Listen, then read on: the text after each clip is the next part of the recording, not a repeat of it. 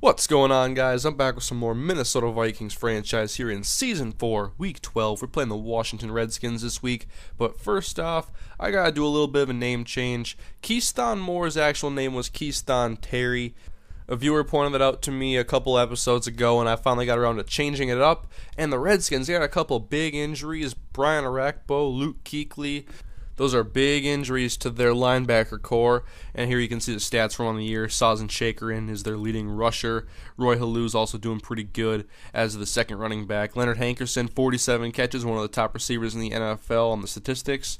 Ryan Kerrigan leads the team in tackles, and Brian Arakpo had 9.5 sacks, but he is out for this game, and they got a whole bunch of interceptions. We don't get much over in Minnesota. We got like 4 this year, but dust till dawn made Service Stadium. Here we go in Landover, Maryland.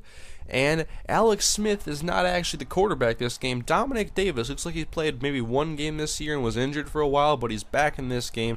So the Redskins are on offense, and Davis is going to give the end around to Leonard Hankerson, who just takes it up the gut. And Cedric Griffin finally gets him after he gets 25 yards on the wide receiver run.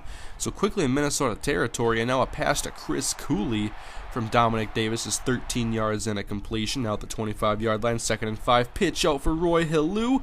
He takes the pitch outside and gets the first down, taken down by Keyston Terry after 17 yards. Now 2nd and goal from the 7 out of the gun. Dominic Davis to pass, and there's Sheehan for the touchdown. And quickly the Skins are up 7-0 here at home. Vikings now on offense, 2nd and 8. Ponder wants to throw right and does to the tight end, Visanthe Shenko. Short of a first down, but Minnesota would convert, and Evander Frederick was hurt on the kick return with a fractured toe, so that'll be the end of the day for him and possibly some upcoming games.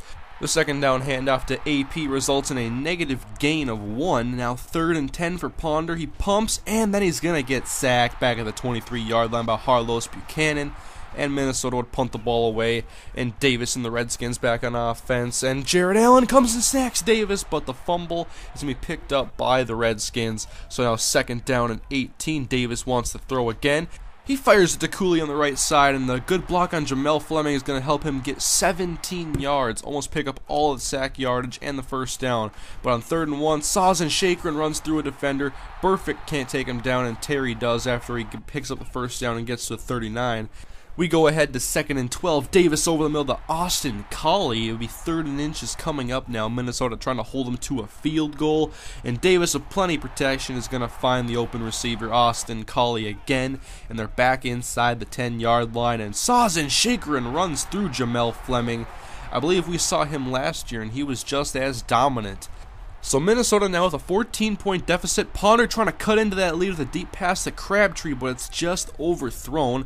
2nd and 10, handoff to Adrian Peterson, quickly bottled up, and a penalty on top of that. This one's going to be on the rookie, Morgan Moses. Him and Alvin Bailey have been holding a lot this year. 2 rookie starters on the offensive line. 2nd and 19 then for Ponder. Over the middle, wide open Percy Harvin, and that's going to be a 36-yard connection into Washington territory and the edge of field goal range. And then Ponder goes over the middle for Jamez Logan, and he threw him right into a shot from a linebacker. Jamez would be okay, but he would miss some game time, and Crabtree would take over the number 1 role. And then looking outside for Emmanuel Arsenault, O.J. Atagwe jumps the out slant, and that is going to be a pick 6. That's a dangerous route to throw. It can be easily jumped, and that's what happened there. That's a big swing because Minnesota could have cut into the lead, but instead it's a pick 6, and it's 21-0. And Minnesota trying to go back down the field, but Shenko can't hang on to the post over the middle. And now 3rd and 6 for Ponder, and he's going to look right for Crabtree. There's a nice back shoulder throw, and that's going to be good for 12 yards. And a new set of downs for Minnesota. Handoff to Adrian Peterson, finally getting a good carry here, up for a first down and more to the Washington 36. There you can see 8 for 22. Not a lot of success here early for AP, but 3rd and 7 for Ponder. He looks left, and it's knocked away by a linebacker. He looked for Percy Harvin on the curl route. Minnesota would kick a field goal, but it's 21-3 in the 2nd quarter. Dominic Davis wants to throw. He's got excellent protection. He wants to take a shot deep. It's 2-on-1 advantage Minnesota, but no one goes up to snatch a ball as Austin Collie makes the jumping catch. And remember, I don't use or pick against the computer. And sometimes things like that happens, but at least this time Minnesota forced Washington to kick a field goal, and Ponder trying to go down the field again and get some more points before halftime. Corliss drops the second down pass, broke the tackle but didn't catch the ball. 3rd and 10 then for Ponder. He wants to go deep. Mark Harrison, and that is a first down catch, but Harrison paid the price as he comes down hard and he tore his shoulder labrum. He will miss some time. Arsenault will take over his spot.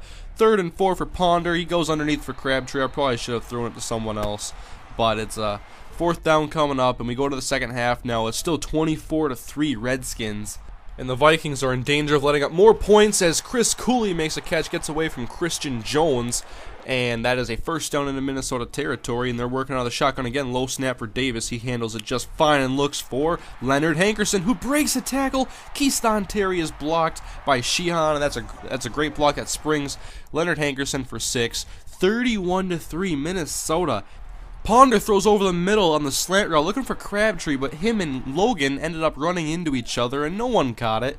Minnesota later in the 3rd quarter, Ponder rolling to his left, trying to dodge the pressure and pick up some yardage with his own legs, and he's going to slide in Redskins territory. Minnesota down by 28 though. They have to get someone going quickly.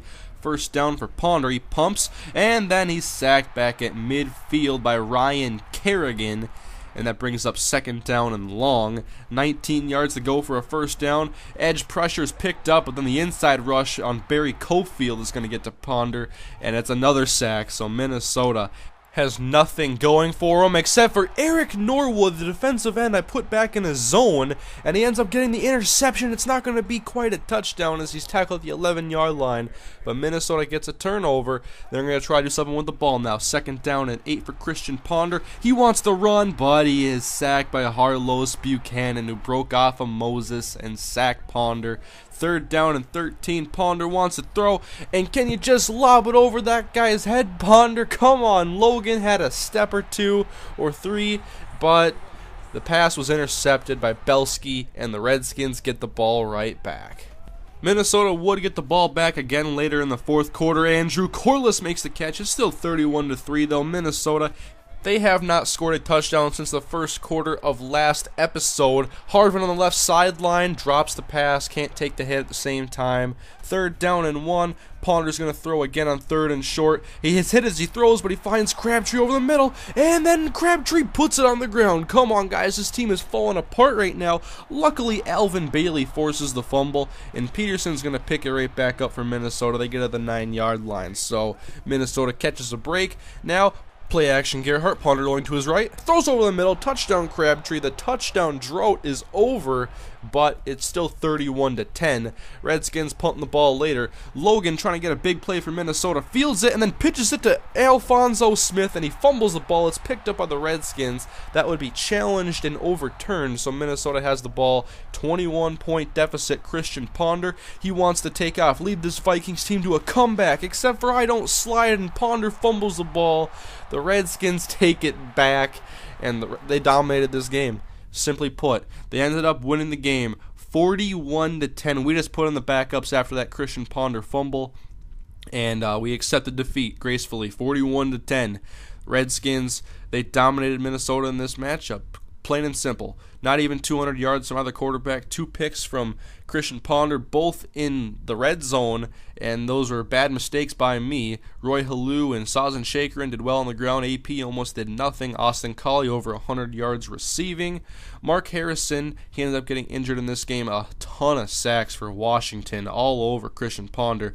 Norwood got an interception, but at least the Bears lost too. They're 7-4. They play the Packers next up, so this race right now in the NFC North is very interesting.